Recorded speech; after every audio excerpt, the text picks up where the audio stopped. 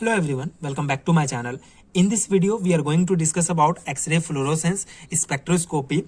It's also called XRF. It is very important topic related to X-ray spectroscopy and a very important topic for semester exam point of view.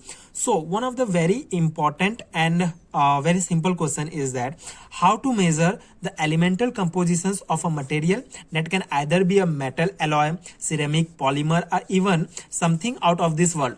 So the basic is when we get some sample and some materials and we wanted to know the elemental compositions of that particular material. So we use what we use. So we use X-ray fluorescence spectroscopy methods or technique. It is very important method to determine the elemental compositions of any material. So the technology for elemental analysis exists today, and one of the most widely used method for that purpose is called X-ray fluorescence spectroscopy. And in this video we are going to discuss the X-ray fluorescence spectroscopy in detail.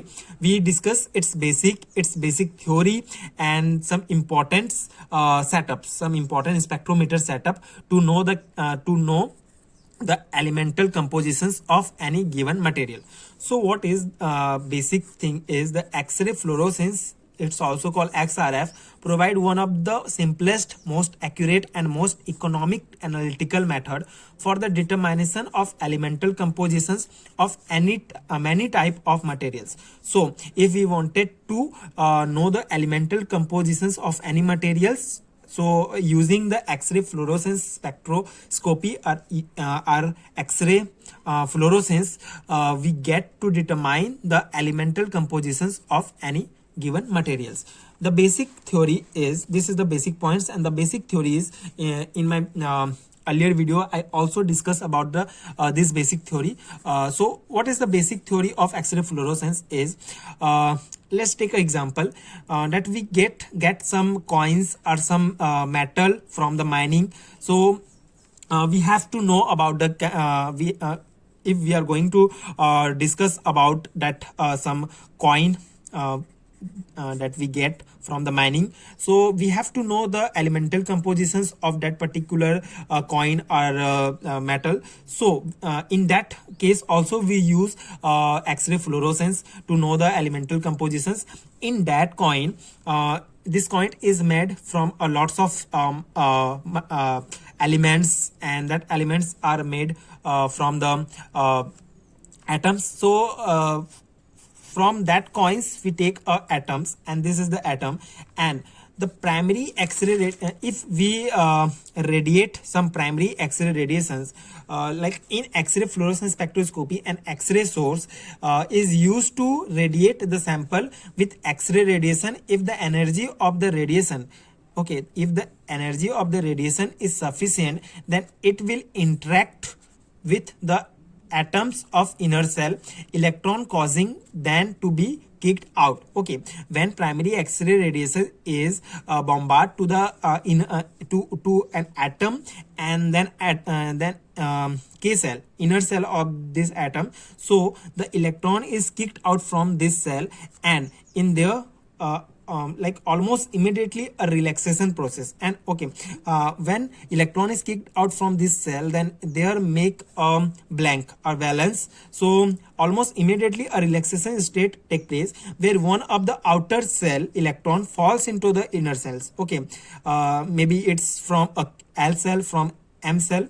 So as the result of the specific amount of energy is released in the form of electromagnetic radiations. Okay, so in that case, when outer cell electron is came to fill that blank, so in during that case, this electron is radiate some energy, and this energy is called X-ray fluorescence radiations.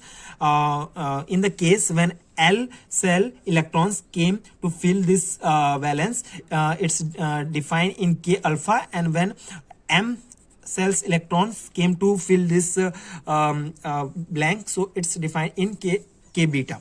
Okay, so this is X-ray fluorescence radiations, and that radiations we use to know the elemental compositions of any materials. Okay, so this is the basic theory, and the energy. Okay, so the energy of the emitted X-ray radiations, the energy of the emitted X-ray radiation depends on the energy difference between the higher and lower states, and okay, and therefore the radiation also carries information about the atoms. So if we wanted to know the energy of emitted radiation, so we difference between energy level of the inner cell electron and energy level of the outer cell electrons, and we difference between this is known as energy of emitted radiations. We also use Planck constant and frequency in that formula. By using this formula, we measure the energy of emitted radiations.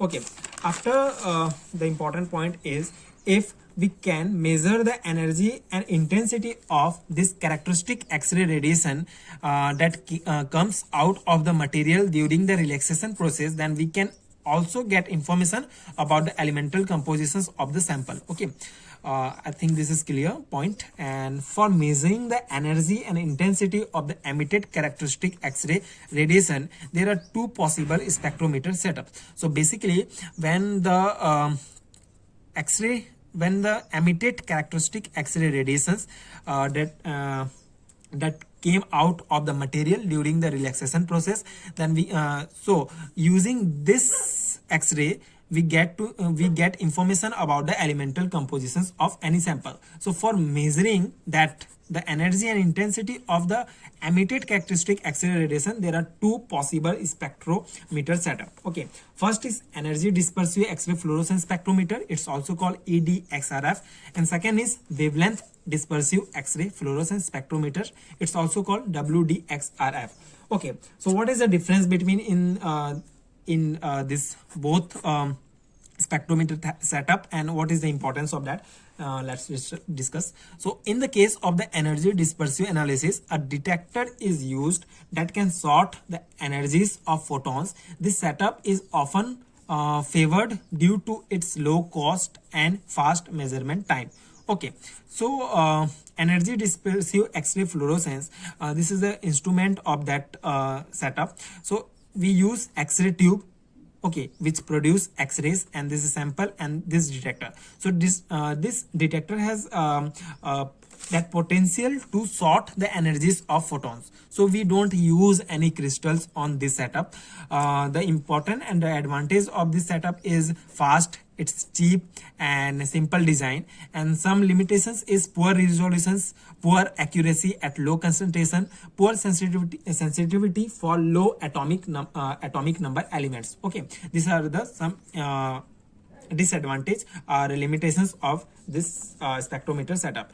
And second is wavelength dispersive analysis. So the wavelength dispersive analysis use a crystal to select which wavelength radiation actually enter the detector. So this is the different, it's crystal. In energy dispersive analysis, we don't use any crystals or any intermediate. In the wavelength dispersive analysis, we use crystal to select which wavelength radiation actually enter the detector. In that case, a detector has potential to select that which wavelength radiation actually enter the detector, but in this case we use crystal. Okay, so in that crystal, the X-rays are scattered from different layer of the atom, which means that some beams travel a longer optical path for a radiation with a defined wavelength. That criteria of Bragg's law is met at a certain angle, and all the scatter beam are in the same phase, which means that constructive interference take place. Okay, so the main criteria is this is an instrument. So we use X-ray tube to produce X-ray. This is sample, and this is the analyzing crystal we use before the detector. And this has a potential. This has a that criteria like analyzing crystal is to select which wavelength radiation actually enter the detector. So this is very important, which use in this wavelength dispersive X-ray. And what happens in there in crystals, in our upcoming video we discuss the Bragg's law. So in Bragg's law, what happened, the radiations are reflected from the crystals, each layer of crystals. Okay, so this is first layer is reflect, and second layer is also reflected, and then we get to know the real angles of that scattered radiations. So if the angle is changed by moving the crystals and the detector, it is possible to scan in a wide spectral range and find out which wavelength characteristic X-ray radiations came out of the sample. Okay, so this has a high resolution power. The some advantage of this, so this is the when we change the angle of the crystals and detector, then we get to know the like a wavelength characteristic X-ray radiations came out of the sample. So that which wavelength characteristic X-ray radiations came out to the sample by change its angle by moving the crystals and detector. Okay, some advantage of this setup is high resolution power, sensitive to low atomic number elements, and high sensitivity for trace elements like iron, copper, zinc, selenium, molybdenum, chromium, etc. So that is trace elements, and for trace elements it's high sensitivity, this setup. So this is the basic things of X-ray fluorescence spectroscopy, and detailed explanations which is very important for our semester exam point of view. I hope this notes and this is helpful for your exam preparations and your own notes making, and you understand the concept of X-ray fluorescence. Thank you so much for watching.